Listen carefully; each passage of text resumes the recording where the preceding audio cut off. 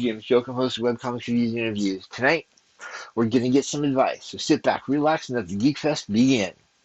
When you first start doing comics, you're going to find that you're going to have a lot of questions, straight up. A lot of people that have been doing this for years or even decades always have questions on how to do something specific, so that's fine.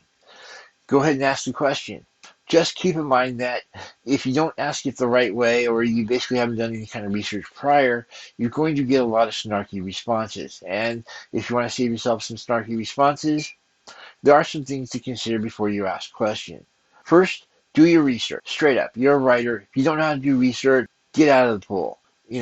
I'm not trying to be a jerk. I'm just trying to basically say that you as a writer need to be able to do basic research. Anytime you have a question, this means you should know how to use a search engine. You should know how to go to a library. You should have a couple of books on the particular subject at hand that should actually be able to help you with, basic generic questions. So basically, before you start asking questions, make sure that it's not one that's been frequently asked. A lot of discussion boards will even help you and actually give you a list of frequently asked questions. It's called an FAQ thing for a reason. So check that out, do your research, and if you can't find anything that matches your question, hey, then definitely think about asking it. 2, be as specific as absolutely possible. I mean, straight up.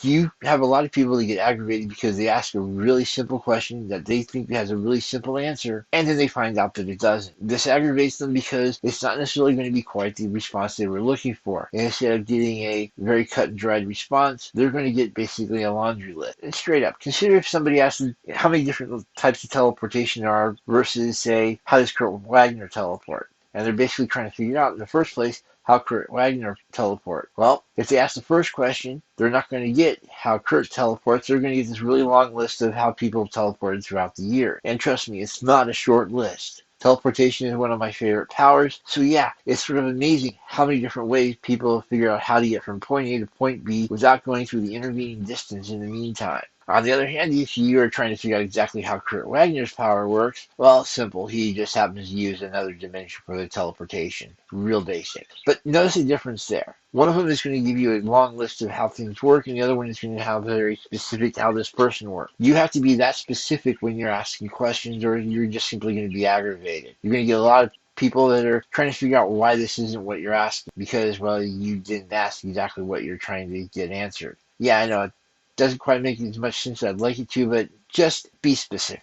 3, keep in mind that the best advice isn't necessarily the advice you're asking for. Yeah, I know this is going to sound really weird really quick, but the reality is that sometimes, well, here's the reality. So a lot of us have years of experience when it comes to writing or even just reading comics. We know we know that certain things don't work and some things shouldn't have been tried in the first place. Odds are, if you're getting some advice that you don't want, it's because you're trying to do something that we know does not work. We've seen it tried and failed zillions of times, and we're trying to save you a little bit of heartbreak. So when somebody says something's not going to work, hey, it's probably not going to work. The bottom line is to keep in mind that we are not an echo chamber. We're not going to coddle you. We're not going to hold your hand. We may give you a little bit of direction, but the bottom line is that we're not here to basically do your job for you.